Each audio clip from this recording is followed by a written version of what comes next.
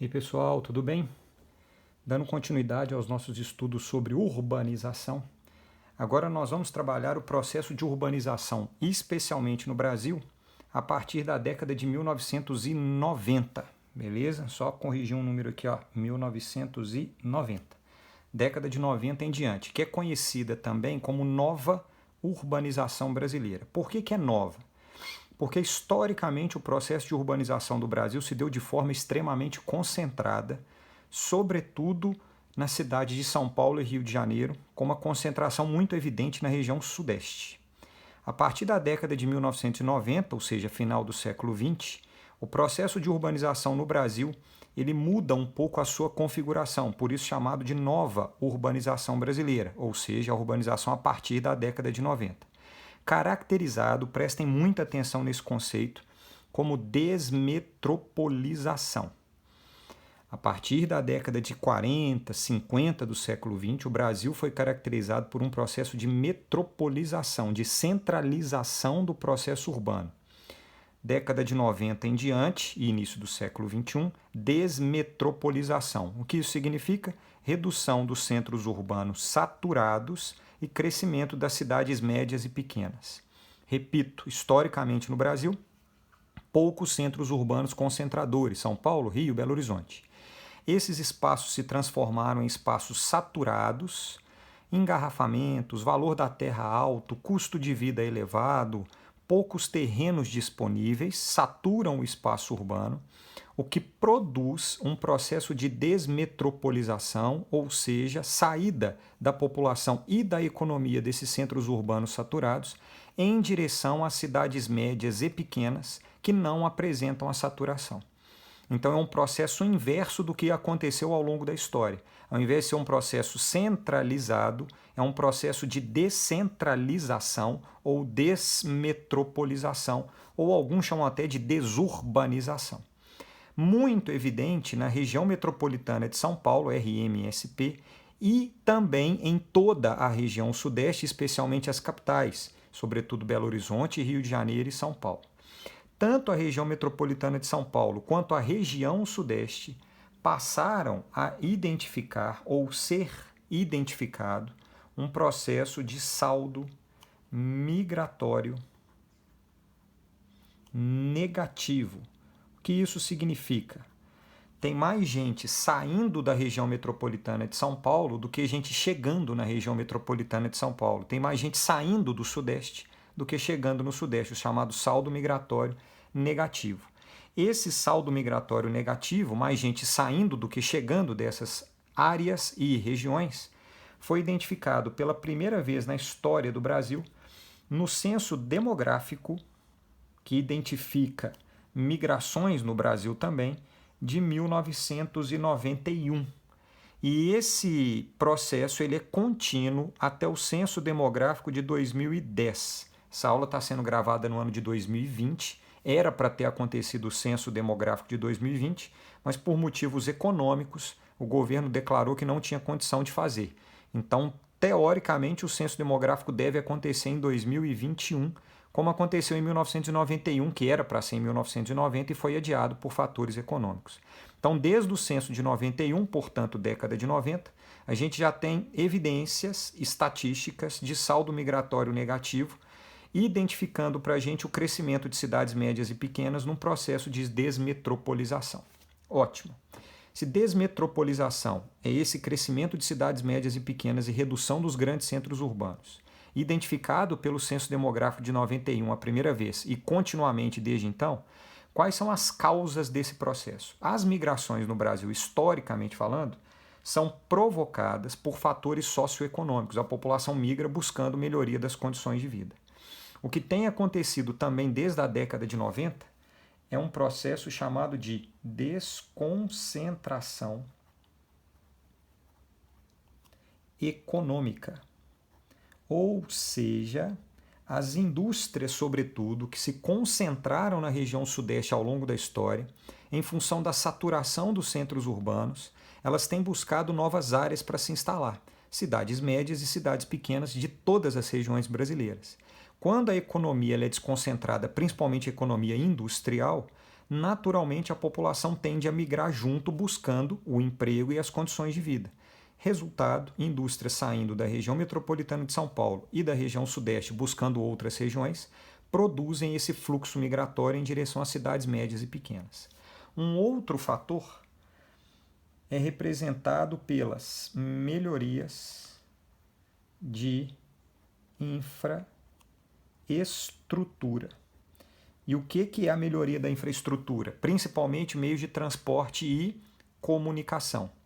Sobretudo, essas melhorias de infraestrutura criam as chamadas novas redes urbanas. Rede urbana, pessoal, é a conexão entre as áreas urbanas em hierarquias diferentes. Como que essa conexão é feita? Como que se cria uma malha ou uma rede urbana? O modo clássico, quando a infraestrutura era precária, a conexão ela sempre acontecia da cidade hierarquicamente superior para inferior, superior para inferior e assim sucessivamente. Então a gente sairia de uma metrópole nacional, por exemplo, São Paulo, a conexão era direta com uma metrópole regional, por exemplo, Belo Horizonte, que conectava diretamente com o centro regional, por exemplo, Uberlândia, que chegaria numa cidade local para uma vila. Repara que nesse modelo tradicional ou clássico de rede urbana, a metrópole nacional ela só se conecta com uma metrópole regional, depois com o centro regional, com uma cidade local e com uma vila. A metrópole nacional ela não se conectava, por exemplo, com uma cidade local. Por quê? Porque as infraestruturas, principalmente de transporte e comunicação, eram muito precárias. A conexão ela era feita e os investimentos aconteciam de acordo com a hierarquia urbana. Então, a conexão era extremamente deficiente. O novo processo de urbanização, principalmente no Brasil, da década de 90 em diante, melhora a infraestrutura de transporte e comunicação e aí a metrópole nacional ela passa a se comunicar diretamente com praticamente todas as outras hierarquias urbanas. As estradas, as ferrovias, a internet, ela acaba facilitando essa conexão virtual ou real entre diferentes centros urbanos com diferentes hierarquias urbanas. Qual é a consequência? Uma indústria que está localizada numa metrópole nacional, caso ela julgue necessário descentralizar sua atividade, ela pode migrar diretamente para uma cidade local, uma cidade pequena, por exemplo. E ela vai ter essa conexão direta sem ter que passar por uma metrópole regional, um centro regional e assim sucessivamente.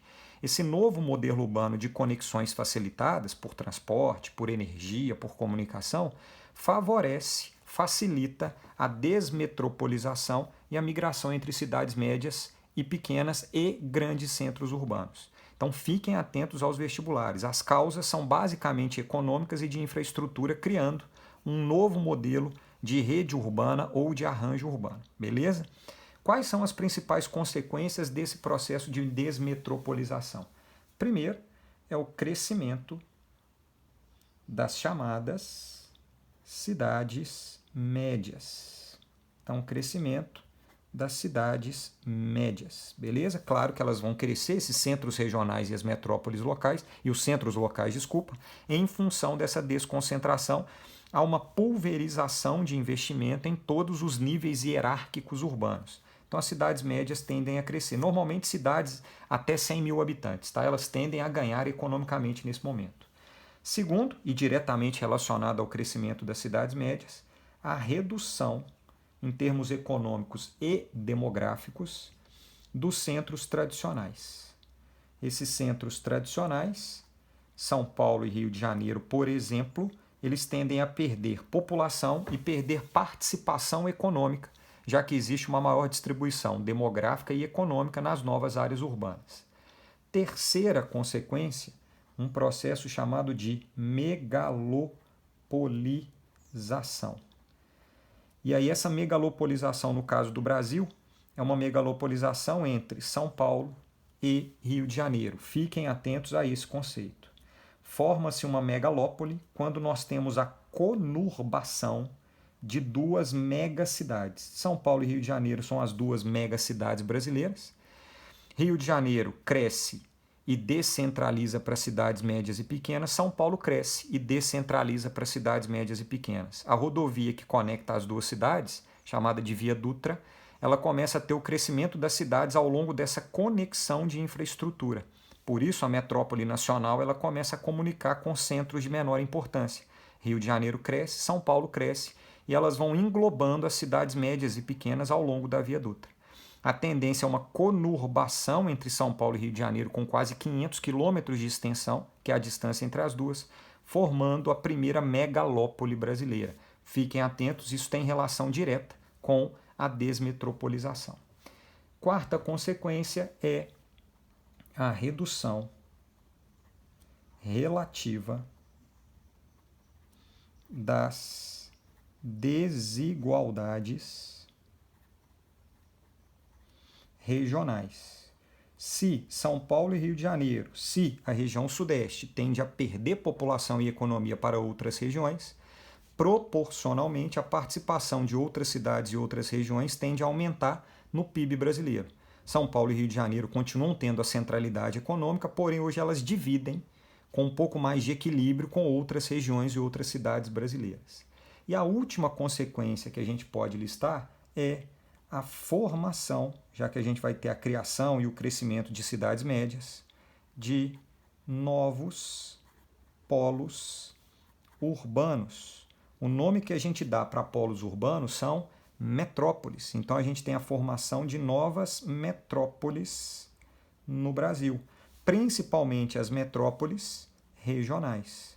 E aí nós temos o crescimento de importantes cidades no Brasil inteiro. Por exemplo, região Nordeste, com Salvador, com Recife, com Fortaleza. Região Norte, com o crescimento de Manaus e Belém. E além de Goiânia, Curitiba, Porto Alegre, são cidades regionais, metrópoles regionais, que ganham em função da desconcentração econômica e infraestrutura, elas começam a atrair, a ser importantes centros de gravidade na atração de investimento e população no cenário brasileiro. Portanto, década de 90 em diante, desmetropolização, um novo arranjo urbano vinculado à desconcentração econômica e à infraestrutura, produzindo entre São Paulo e Rio de Janeiro um processo de megalopolização. Beleza, galera? Abraço!